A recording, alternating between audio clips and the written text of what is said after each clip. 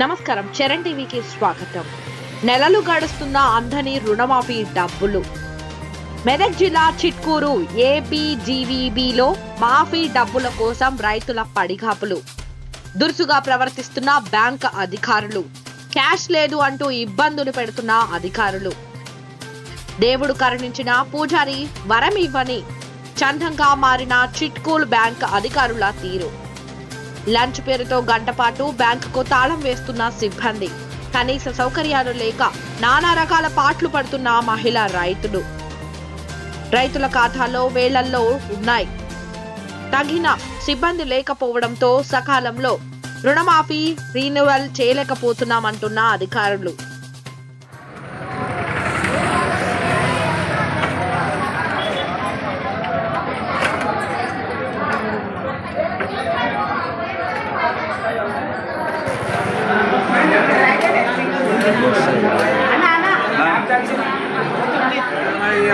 చెప్పి అన్నప్పుడల్లా ఇక రేపు రాపో మళ్ళీ వారం రాపో అని చెప్తున్నాను. నెల అవుతుంది అటు తిరగబడి పైసలు ఇస్తురా చేతికి మళ్ళీ 10,000 ఎందుకు అకౌంట్లోకి వేస్తున్నారు. అవి అకౌంట్లోకి వేసినాక ఇప్పుడు వాళ్ళకి ఇస్తే 15 రోజులకి ఇస్తున్నారు.